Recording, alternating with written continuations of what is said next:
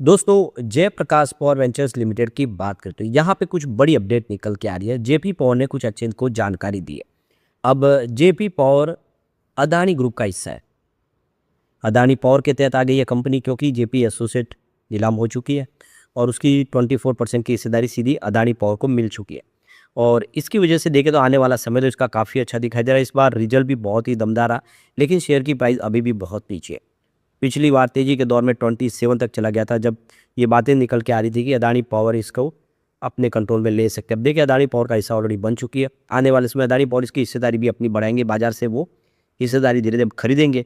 तो अब यहाँ पे क्या है आगे की रणनीति, आज देखें तो कंपनी के एजीएम को लेकर शेयर होल्डर की वोटिंग भी आज लाइन शुरू हो चुकी है। ऐसे में अगर आप एलिजिबल है शेयर होल्डर तो आपके लिए भी एक मौका है।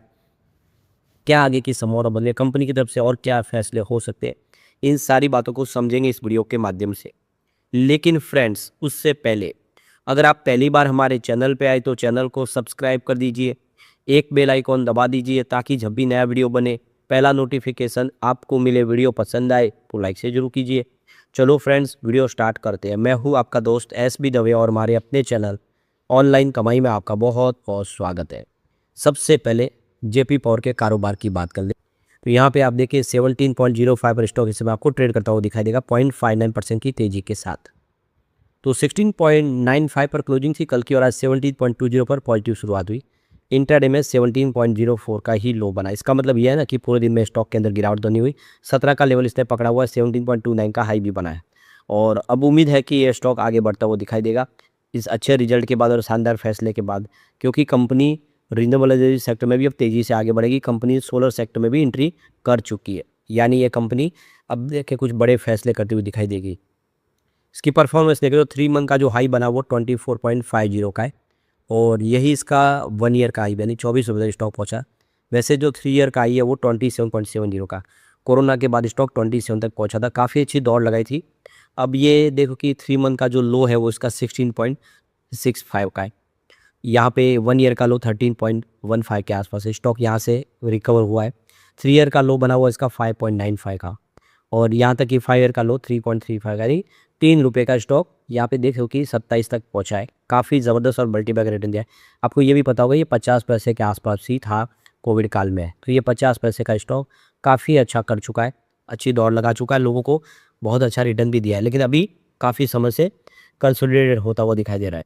तो कंपनी की एनुअल जनरल मीटिंग होगी 30वीं हो गई है, ये 30 जुलाई 2026 को 11:30 पर शुरू होगी और इसके लिए वोटिंग लाइन जो है वो देख सकते हो कि खुल चुकी है। तो ये देख सकते हो कि वीडियो कॉन्फ्रेंसिंग और ऑडियो विजुअल के माध्यम से ये मीटिंग होने जा रही है। तो ये देखो कि यहाँ पे बुक क्लोजर पीरियड है वो 24 जुलाई 2026 से शुरू हो चुका है और 30 जुलाई 2026। तो ये देख सकते हो कि यहाँ पे रिमोट ई वोटिंग पीरियड जो है 27 जुलाई 2026, यानी आज सुबह 9 बजे से वोटिंग लाइक खुल चुकी है और ये 29 जुलाई 2026 शाम को 5 बजे तक आपके पास मौका है। अगर आपके पास भी जेपी पावर के शेयर है, आप एलिजिबल है, तो आपको वोट करना चाहिए, क्योंकि कंपनी ने जो रिजोल्यूशन लाए उसमें आपके वोट का बहुत बड़ा महत्व है। जितने ज़्यादा वोट पड़ेंगे उसी हिसाब से वो प्रस्ताव पास होगा। किसी भी प्रस्ताव को पास करने के लिए शेयर होल्डर की रजामंदी जरूरी है। तो आप इसमें अपने वोट का अधिकार कर सकते हैं। आप चाहे तो उसके खिलाफ भी वोट कर सकते हैं अगर आपको कोई प्रस्ताव पास नहीं आया तो। कंपनी अपने रिजल्ट को हमारे सामने लाएगी। इसके अलावा जो नई अपॉइंटमेंट हुई है, जो अदानी ग्रुप की तरफ से नई अपॉइंटमेंट की गई है, अदानी का कंट्रोल धीरे धीरे हो रहा है, उसको लेकर भी यहाँ पे शेयर होल्डर की आज रजामंदी ली जानी है। अब इसकी कट ऑफ डेट आप देख ही सकते हो कि 23 जुलाई 2026 थी। तो 23 जुलाई 2026 तक जिन्हें भी शेयर खरीदे होंगे वो सारे एलिजिबल है, वो वोट कर सकते हैं और आपको वोट करना ही चाहिए। अब यहाँ पे देखिए कंपनी की तरफ से यहाँ पे वंदना आर सिंह की आप देखें जो कार्यकाल पूरा हो चुका है, इंडिपेंडेंट डायरेक्टर के तौर पे थे और अब वंदना आर सिंह है जो उनका 3 ईयर का जो सेकंड टर्म था वो भी कंप्लीट कर दिया और इसी वजह से अब उनकी यहाँ पे विदाई हो रही है। तो 26 जुलाई 2026 से देख सकते हो अब वो कंपनी में नहीं रहेगी डायरेक्टर के इंडिपेंडेंट डायरेक्टर के तौर पर उनका पद अब समाप्त होता हुआ दिखाई दे रहा है, क्योंकि उन्होंने अपना जो कार्यकाल होता है, जो रूल्स एंड रेगुलेशन होते हैं कि 2 बार ही इंडिपेंडेंट डायरेक्टर बन सकते हैं, वो पूरा कर चुके हैं और इसी वजह से अब वो आगे उनका टेंडर नहीं बढ़ सकता। अब कंपनी की अगर हम रिवेन्यू की बात करें तो काफ़ी अच्छा बढ़ा। देखिए जून 2025 में 1583 करोड़ के आसपास था, सितंबर में गिर के 1438 करोड़ तक आ गया और दिसंबर में गिरते हुए 1155 करोड़ तक आ गया। यानी लगातार आप देखें तो रिवेन्यू गिरा था, लेकिन मार्च काफ़ी अच्छा रहा। कंपनी का रिवेन्यू फिर से बढ़ के 1386 करोड़ तक पहुंच गया, जो इस बार जून में सीधा 1775 करोड़ तक पहुंच गया। यानी जो लगातार रिवेन्यू नीचे आ रहा था उसमें वृद्धि हुई, और फाइनली आप देखें तो रिवेन्यू पिछले साल के और पिछले क्वार्टर के मुकाबले इस बार बढ़ गया है। कंपनी के प्रॉफिट की बात है, जून 2025 में 278 करोड़ के आसपास था, और सितंबर में ये कम होकर 182 करोड़ के आसपास आ गया, जबकि दिसंबर में सीधा 3.77 करोड़ के आसपास आ गया। यानी प्रॉफिट लगातार गिरा, 3 क्वार्टर में प्रॉफिट के अंदर कमी आई, और मार्च आते देखते प्रॉफिट लॉस में आ गई कंपनी। 13.37 करोड़ का लॉस हो गया कंपनी को। लेकिन इस बार जून 2026 में कंपनी ने कमाल कर दिया, सीधा 468% का करोड़ रुपीज़ का बम्पर प्रॉफिट देखने को मिला।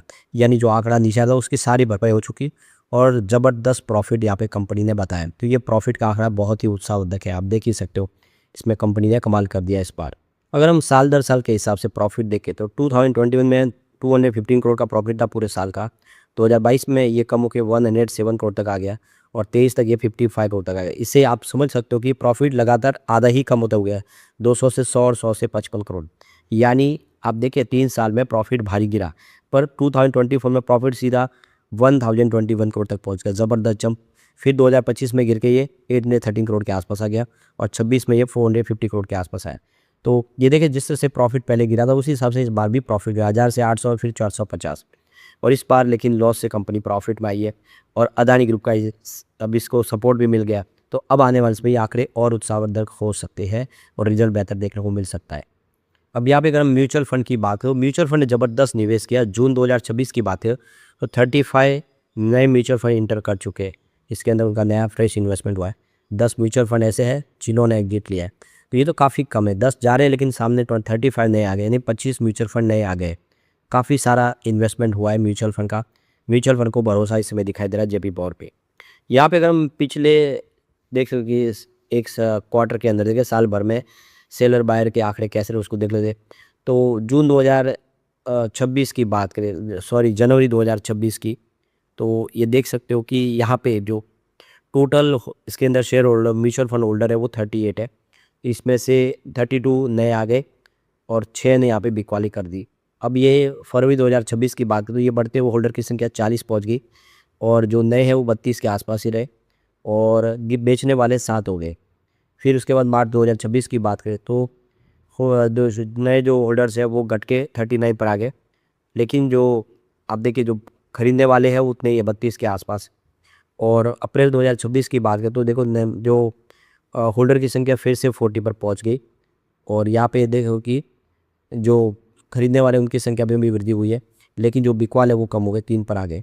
उसके बाद मई 2026 की बात करें तो ये देख सकते हो कि होल्डर की जो नए खरीदने वाले वो 41 तक पहुंच गए, और जो आप देख रहे हो कि जो होल्डर्स है इसके जो फिक्स मतलब आप जिसने खरीद के रखे वो 24 के आसपास, जो संख्या में कमी आई। बिकवाली की संख्या बढ़ी है, 16 तक पहुंच गए। फिर आप देखें तो जून 2026 में नए होल्डर्स की संख्या 46 तक पहुंच गई, ज़बरदस्त जंप, और ख़रीदने वाले भी सीधा 35 तक पहुंच गए।